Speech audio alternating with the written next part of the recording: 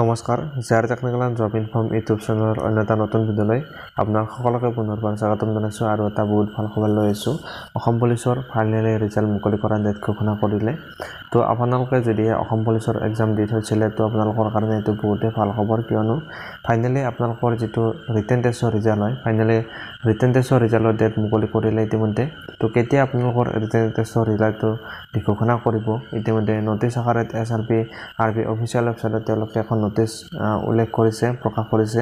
আজি হৈছে 30 এপ্ৰিল আৰু 30 এপ্ৰিল তাৰিখে নটিছখন আপোনালোকৰ প্ৰকাশ কৰিছে তেওঁলোকে অসম পুলিচৰ ৱেবছাইটত। আৰু নটিছখনত তেওঁলোকে কি উল্লেখ কৰিছে আৰু আপোনালোকৰ মেইনলি যিটো ৰিজাল্টৰ ওপৰতে নটিছখন উল্লেখ কৰিছে, প্ৰকাশ কৰিছে। আৰু কেতিয়া ৰিজাল্ট ঘোষণা কৰিব আৰু আপোনালোকৰ যিটো নেক্সট ষ্টেজ হয়, নেক্সট ষ্টেজবিলাক আপোনালোকৰ কেতিয়া অনুষ্ঠিত হ'ব, সকলোবিলাক তথ্য এই ভিডিঅ'টো আপোনালোকে শেষলৈ চালে জানিব পাৰিব। গতিকে আপোনালোকে ভিডিঅ'টো অলপ স্কিপ নকৰা শেষলৈ চাই থাকিব। আৰু যদি আপোনালোকে নতুনকৈ আমাৰ চেনেলত ভিজিট কৰিছে তো আপোনালোকে চেনেলটো ছাবস্ক্ৰাইব কৰি বেল আইকনটো প্ৰেছ কৰি ৰাখিব।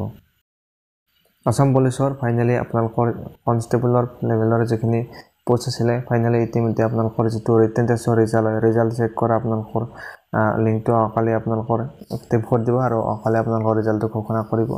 তেওঁলোকে আপোনালোকৰ উল্লেখ কৰিছে আৰু নটিছখন আপোনালোকক দেখুৱাই দিছোঁ। আৰু ফ্ৰেণ্ডছ, আপোনালোকে স্ক্ৰীনত দেখিবলৈ পাইছে এইখনে হৈছে নটিছখন। আজি তেওঁলোকে এই নটিছখন প্ৰকাশ কৰিছে। তো আপোনালোকৰ ইতিমধ্যে যিহেতু কনষ্টেবল লেভেলৰ পদখিনিৰ ইতিমধ্যে ৰিটেন টেষ্ট অনুষ্ঠিত হৈ গৈছে, যিটো কম্বাইন ৰিটেন টেষ্ট হয় এইটো অনুষ্ঠিত হৈ গৈছে। তাত আপোনালোকৰ কম্বাইন ৰিটেন টেষ্টত আপোনালোকৰ ABAUৰ লগতে APRৰ বিভিন্ন পোষ্টৰ আপোনালোকৰ ভেকেঞ্চি আছিলে। সকলোবিলাক পোষ্টৰ যিহেতু ৰিটেন টেষ্ট এটাই অনুষ্ঠিত হৈ গৈছে, তো আপোনালোকৰ ৰিজাল্টটো তেওঁলোকে অহাকালি 1 মে আৰু 1 মে তাৰিখে তেওঁলোকে ৰিজাল্টটো ঘোষণা কৰিব। ৰাতিপুৱা 11 বজাত তেওঁলোকে এই ৰিটেন টেষ্টৰ ৰিজাল্টটো তেওঁলোকে ঘোষণা কৰিব। আৰু ইয়াত আপোনালোকৰ ইয়াৰ ৰিটেন টেষ্ট যদি আপোনালোকে কোৱালিফাই কৰাৰ পিছত আপোনালোকৰ নেক্সট ষ্টেজত আপোনালোকৰ যিটো ভাইভা অনুষ্ঠিত হ'ব বা আপোনালোকৰ যিখিনি বটমেনৰ ভেকেঞ্চি আছিলে তাত আপোনালোকৰ চুইমিং হ'ব আৰু বিভিন্ন ইয়াত ভেকেঞ্চি আছিলে পোষ্ট ৱাইজ আপোনালোকৰ বিভিন্ন ষ্টেজবিলাক অনুষ্ঠিত হ'ব। অৰ্থাৎ আপোনালোকৰ যদিহে ABAUত আপোনালোকে ৰিটেন টেষ্ট কোৱালিফাই কৰে তো আপোনালোকৰ যিটো ভাইভা হ'ব আৰু বিভিন্ন পোষ্ট ৱাইজ আপোনালোকৰ নেক্সট ষ্টেজত আপোনালোকৰ যিটো আপোনালোকৰ ছেকেণ্ড ষ্টেজত যিটো অনুষ্ঠিত হ'ব লগা আছে সেইবিলাক আপোনালোকৰ অনুষ্ঠিত হ'ব। আপোনালোকে নিশ্চয় গম পাব কোনটো পোষ্টত আপোনালোকে কোৱালিফাই কৰিছে, আপোনালোকে কোনটো পোষ্টত এপ্লাই কৰিছিলে। তো ইয়াত আপোনালোকৰ যিটো ৰিজাল্ট হয়, ৰিজাল্টটো আপোনালোকে অহাকালি চেক কৰিব পাৰিব 11 বজাত যিহেতু ঘোষণা কৰিব ৰিজাল্টটো। ইয়াত আপোনালোকৰ যিটো অৰেল ভাইভা অনুষ্ঠিত হ'ব, যিটো ধৰি লওক আপোনালোকৰ যদি ABAUত আপোনালোকে চিলেক্টেড হৈছে ৰিটেন টেষ্টত, তো আপোনালোকৰ যিটো অৰেল ভাইভা অনুষ্ঠিত হ'ব, অৰেল ভাইভাৰ আপোনালোকৰ অনুষ্ঠিত হ'ব 9 মে তাৰিখে আপোনালোকৰ অৰেল ভাইভাটো অনুষ্ঠিত হ'ব। আৰু আপোনালোকৰ যিখিনি ট্ৰেড প্ৰফিচিয়েঞ্চি টেষ্ট হ'ব, ট্ৰেড প্ৰফিচিয়েঞ্চি টেষ্টত আপোনালোকৰ যদি কোৱালিফাই কৰে তো আপোনালোকৰ ট্ৰেড প্ৰফিচিয়েঞ্চি টেষ্টটো আপোনালোকৰ 14 মে তাৰিখে অনুষ্ঠিত হ'ব। আৰু যিটো আপোনালোকৰ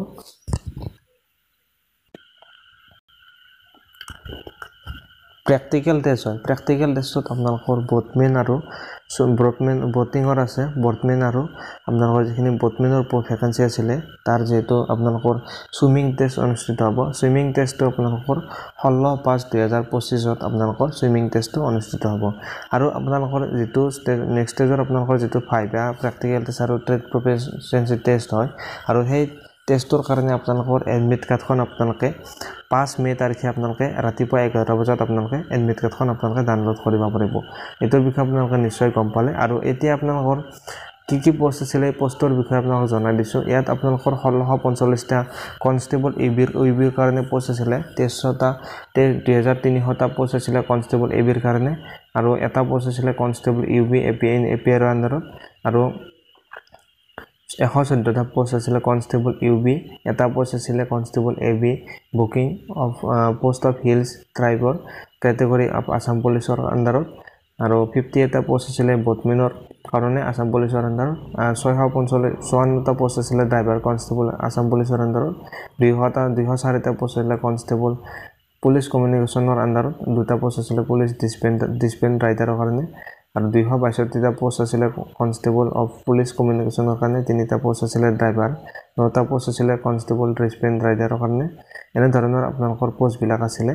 তো আপোনালোকে যদিহে ৰিটেন টেষ্ট দিছিলে তো আপোনালোকৰ এতিয়া ৰিজাল্টটো অহাকালি আপোনালোকে ঘোষণা কৰিব যিহেতু আপোনালোকে যেতিয়া ৰিজাল্টটো ঘোষণা কৰে তো আপোনালোকক লগালগ ভিডিঅ' দিবলৈ চেষ্টা কৰিম তো আপোনালোকে ৰিজাল্টৰ খবৰটো লাভ কৰিবৰ কাৰণে আপোনালোকে চেনেলটো ছাবস্ক্ৰাইব কৰি বেল আইকনটো প্ৰেছ কৰি ৰাখিব যদি এতিয়ালৈকে আপোনালোকে চেনেলটো ছাবস্ক্ৰাইব কৰি নাছিলে তো ফ্ৰেণ্ডছ এইটোৱে আছিল ফ্ৰেণ্ডছ আপোনালোকক দিব লাগে আপডেটটো আপোনালোকে যদি ভিডিঅ'টো ভাল পালে তেনেহ'লে ভিডিঅ'টোত এটা লাইক কৰি দিব ফ্ৰেণ্ডছ আৰু আপোনালোকে যদি নতুনকৈ আমাৰ চেনেলত ভিজিট কৰিছে আপোনালোকে চেনেলটো ছাবস্ক্ৰাইব কৰি বেল আইকনটো প্ৰেছ কৰি ৰাখিব চাই থাকিব JR technical and job information YouTube channel ধন্যবাদ জয় আই অসম